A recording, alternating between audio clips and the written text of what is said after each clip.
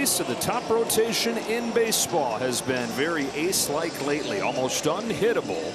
Opponents 3 for their last 73 against Yoshinobu Yamamoto.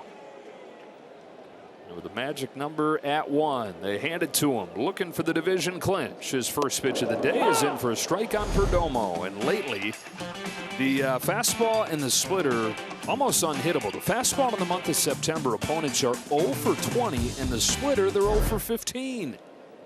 And you add the curveball in there too. I mean, those 3 pitches, he's got 6 that can work for him at any time. All of them can be put away pitches. It's not like he goes at just 1 or 2, but between the fastball, the splitter, and the curveball has been absolutely unhittable. Here's 1-1 to Perdomo, is fouled off. That's 3 consecutive splitters to open the game from Yamamoto, who throws that pitch as much as anybody. That was the one that you heard about when he came over from Japan. And it's one that he's rode more and more lately. See what he goes with on a 1-2 to Perdomo. 4 consecutive splitters to strike him out. Perdomo's got to be sitting up there thinking, there's no way that he throws 4 in a row to start the game, right? Wrong.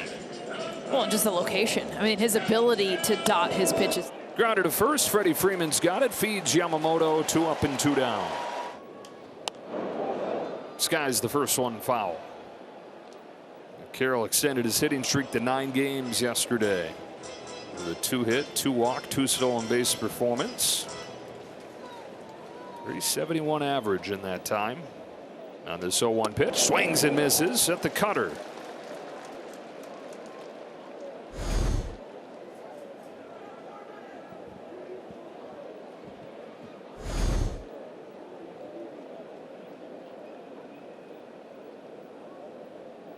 The kick, the 0-2.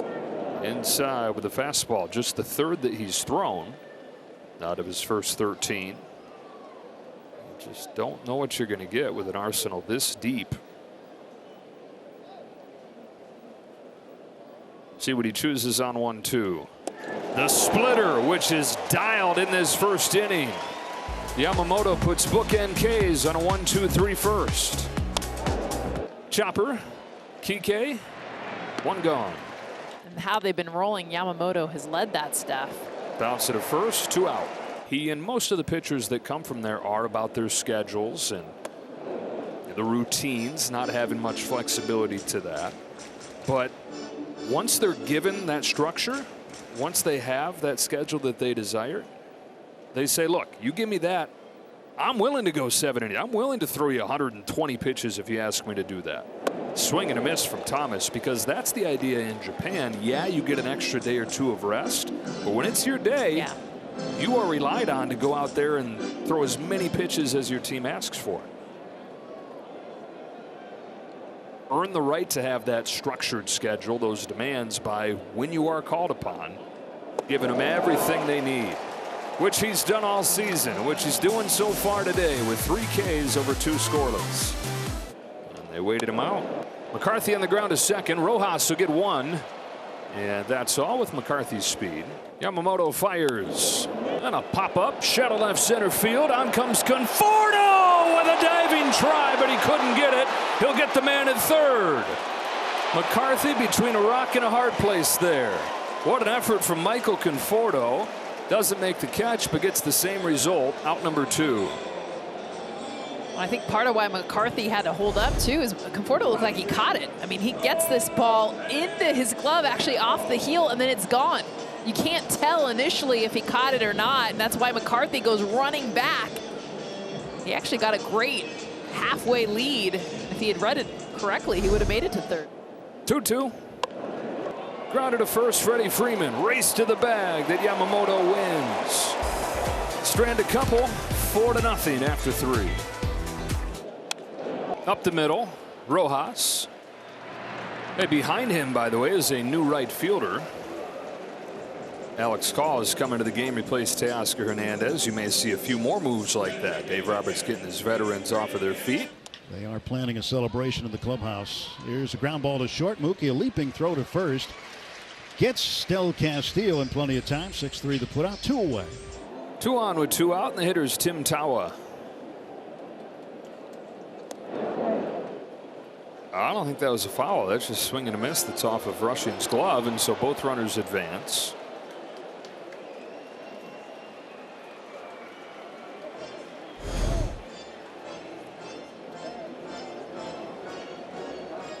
It's got to be a pass ball. Absolutely.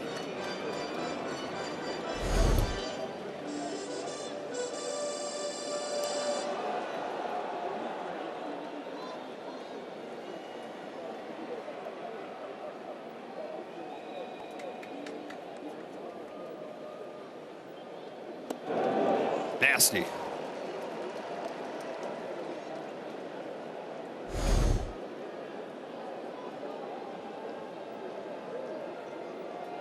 When he throws pitches right in the zone. So hard to hit.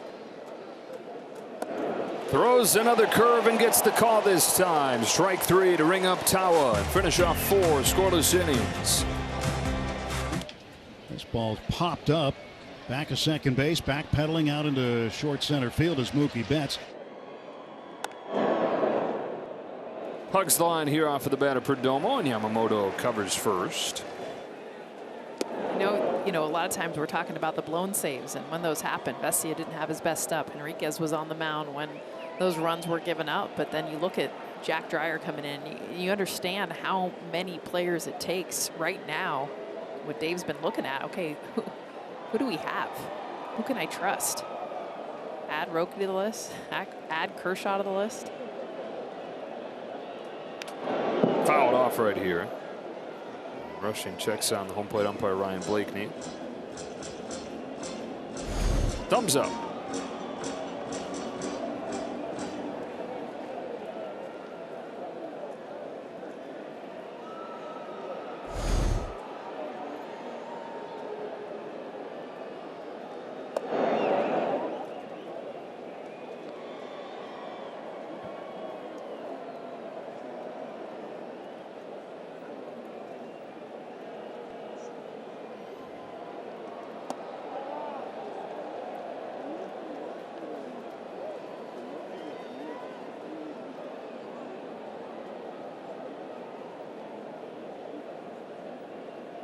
Two.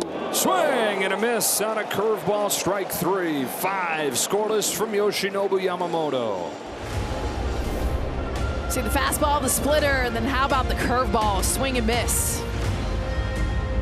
5 more scoreless innings for Yoshinobu Yamamoto. Puts his ERA for the year at 2.50, which is the second best ERA for a Japanese-born starting pitcher since Nomo arrived in 1995, and it's top 5 in the major leagues this year.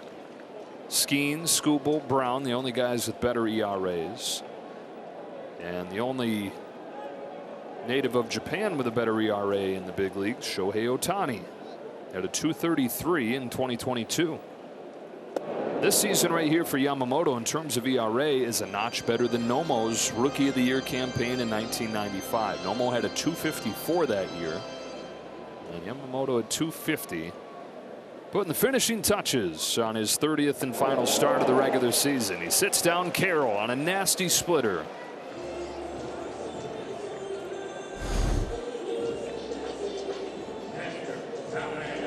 See, that pitch just looks so much like a strike until it's not. You see this view from the hitter's perspective, and Carroll continues to struggle. 6 strikeouts against Yamamoto this season alone. You want to be headed into the postseason feeling good, and Yamamoto is going to go into the postseason probably as the hottest pitcher in baseball. A little bit low to Moreno.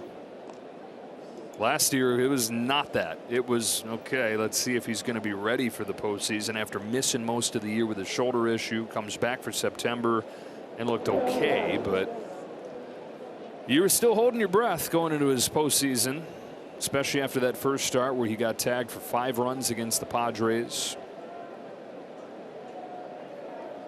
There are no questions about where he's at this time. They get the ball right there. That's because that's his 200th strikeout of the year. The 1-1 to Moreno.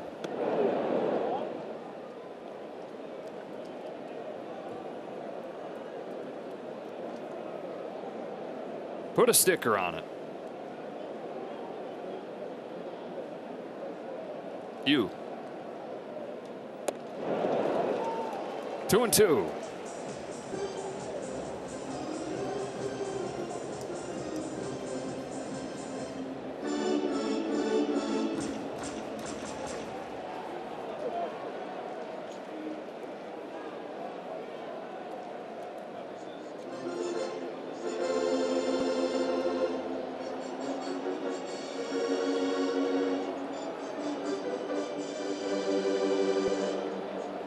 First 200 strikeout season for a Dodger, by the way, since Walker Buehler 4 years ago.